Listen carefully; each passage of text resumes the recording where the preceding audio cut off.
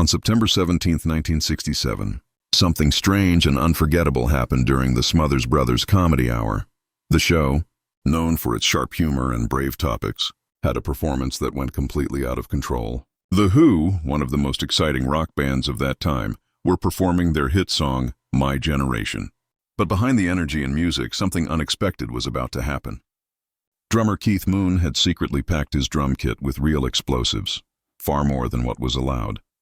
When the song reached its loud ending, Moon triggered the explosion, creating a massive blast of smoke, sparks, and chaos.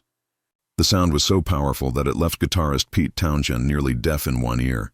A piece of a cymbal hit Moon's arm, and the audience gasped in shock before bursting into applause. Cameras were still rolling, and the chaotic scene stayed on tape. The editors didn't cut it out, and CBS accidentally aired it. That unedited moment shocked television viewers across America. What looked like a blooper was actually a raw and wild symbol of rebellion. It was more than just a mistake.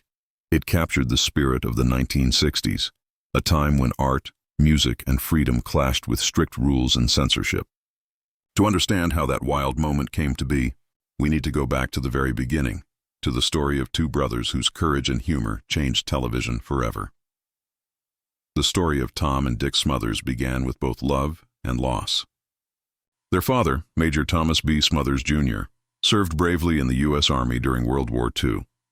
In 1941, he was stationed in the Philippines when Japan invaded. His wife Ruth and their two young sons were sent to safety, but Major Smothers was captured by enemy forces and forced to join the brutal Bataan Death March, one of the most horrifying events in the war. He was later sent to a prison camp in Japan, where he suffered greatly. By 1945, he was too weak to continue working, and when he was moved to Korea, he never made it. Some reports say he was buried at sea. Others claim he was cremated in Korea.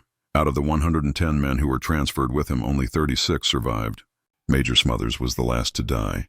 Back home, Ruth Smothers was left alone to raise her two boys in California. She worked long hours to provide for them, teaching them courage, honesty, and hard work. Their difficult childhood shaped their humor and their sense of justice. Later in life, those same qualities would shine through their comedy, a mix of laughter, truth, and empathy. What began as a tragedy for the Smothers family became the emotional foundation for one of television's most daring and meaningful shows. In 1959, Tom and Dick began performing together at a small San Francisco nightclub called the Purple Onion. They were only supposed to perform for 2 weeks, but audiences loved them so much that their show lasted for 36 weeks straight. They combined folk music with lighthearted jokes, often teasing each other between songs. Tom played the funny, naive brother, while Dick acted as the serious and calm one. Their playful banter and chemistry made people laugh, and soon they were performing in larger venues. Their first album, The Smothers Brothers at the Purple Onion, was released in 1961 and became a big success, launching their national career. What made them special was that their comedy didn't rely on cheap jokes. It came from real emotions and brotherly teasing that audiences found relatable. They were genuine, and people could feel it. The brothers quickly rose from making $2 a night to earning $2,000 a week. Their journey from small clubs to fame proved that hard work, honesty, and humor could open any door. But even as they gained success, they stayed grounded and used their fame not just to entertain, but to say something meaningful about the world. By the mid-1960s, Tom and Dick Smothers had become so popular that CBS offered them a television show. The network was struggling to compete with NBC's hit Western series Bonanza, which dominated Sunday nights. They wanted something new, fresh, and appealing to younger audiences. The Smothers Brothers were perfect for that. Their new show, The Smothers Brothers Comedy Hour, premiered on February 5, 1967. At first glance, it looked like a normal variety show with comedy sketches and musical guests. But it didn't take long for viewers to realize this was something very different. The Smothers Brothers used humor to talk about real issues: the Vietnam War, politics, censorship, and freedom of speech. This was unheard of on television at the time. Most shows avoided such controversial subjects, but Tom and Dick weren't afraid. They wanted to make people laugh and think at the same time. Within 2 weeks, their show's ratings beat Bonanza, and CBS had finally found its hit. Tom Smothers had demanded full creative control before signing the contract, and surprisingly, CBS agreed. That decision gave the brothers the freedom to challenge authority and create something bold. What started as a comedy show soon became a voice for a generation. The Smothers Brothers didn't waste the opportunity to use their platform for change. They invited musicians and artists who were often banned from other shows. Folk legend Pete Seeger, who had been blacklisted for his political views, was one of them. He performed a powerful protest song called Waist Deep in the Big Muddy, which criticized the Vietnam War and President Lyndon B. Johnson's policies. CBS censored the performance at first, refusing to air it, but Tom Smothers went to the press and demanded it be shown. Public support grew, and CBS eventually aired the full song in 1968. It became one of the most powerful moments in television history, a protest song broadcast to millions of Americans. The Smothers Brothers didn't stop there. They introduced audiences to groundbreaking artists like The Who, The Doors, Jefferson Airplane, Buffalo Springfield, and Steppenwolf. Their stage became a place where rebellion, art, and truth could exist together. When the Beatles released promotional films for Hey Jude and Revolution, the Smothers Brothers aired them, effectively introducing America to what we now call music videos. Their show was no longer just entertainment. It was a movement. But while young viewers loved it, CBS executives and politicians were not as happy. One of the wildest and most talked about moments in television history happened right on the Smothers Brothers stage, the performance. By The Who, the band was known for ending their songs by smashing instruments. But during their 1967 appearance, things went far beyond that. Keith Moon, always unpredictable, secretly filled his drum kit with real explosives. No one else, not even his bandmates, knew how powerful it would be. As the band finished My Generation, Moon hit the detonator. The explosion shook the entire studio. Smoke, sparks, and debris filled the stage and chaos erupted. Pete Townshend's hair was blown back, his hearing was permanently damaged, and the crowd screamed in shock before cheering wildly. In the middle of the chaos, Townshend grabbed Tom Smothers' acoustic guitar and smashed it to pieces. Tom stood frozen, unsure whether to laugh or panic. The performance was pure madness, dangerous, rebellious, and unforgettable. When the episode aired, CBS didn't cut the explosion. That unedited moment became one of the most iconic bloopers in TV history. To older viewers, it was outrageous. To younger fans, it was a symbol of freedom and change. It captured the generational divide of the 1960s in one unforgettable scene. The Smothers Brothers quickly became known not only for their comedy but for their courage. They often fought with CBS executives who tried to control their content. The network received angry calls from politicians, advertisers, and even the White House. President Lyndon Johnson personally called CBS to complain about the show's criticism of the Vietnam War. When Richard Nixon took office, the pressure increased. CBS was told to tone down or cancel the show completely.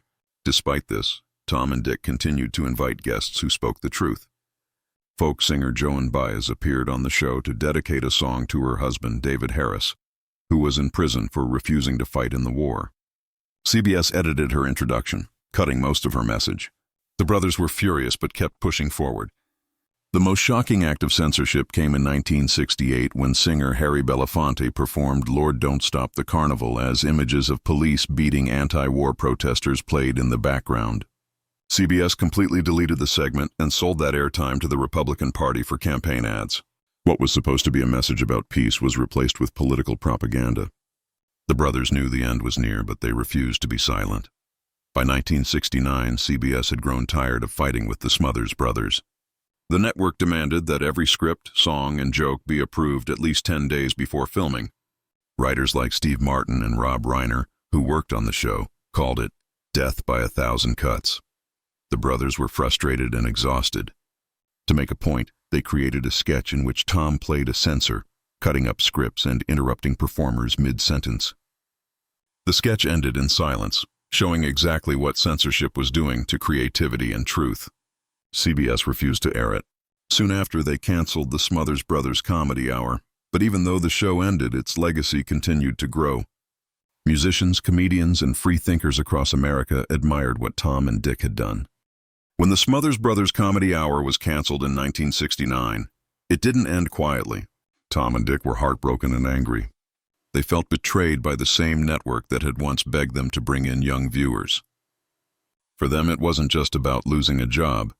It was about losing their freedom to speak the truth. The brothers decided to fight back. They sued CBS for breach of contract, claiming that the network canceled their show unfairly and silenced them for political reasons. The case dragged on for years, but in 1973, they finally won. The court agreed that CBS had violated their agreement, and the Smothers Brothers were awarded financial damages. But no amount of money could make up for what they had lost, their trust in the system. The victory was symbolic rather than financial, but it sent a message to television executives everywhere. Creative freedom mattered, and censorship had consequences. Even though the brothers were no longer on the air, their courage inspired countless artists who came after them. The cancellation of the Smothers Brothers Comedy Hour marked the end of an era. The late 1960s were a time of revolution. Civil rights marches, anti-war protests, and cultural shifts that changed how people thought about authority. The Smothers Brothers had become part of that revolution, not by holding signs or shouting slogans, but by using laughter and wit. Their show had given space to ideas that most networks were too afraid to broadcast. When the show ended, many fans felt something important had been taken away.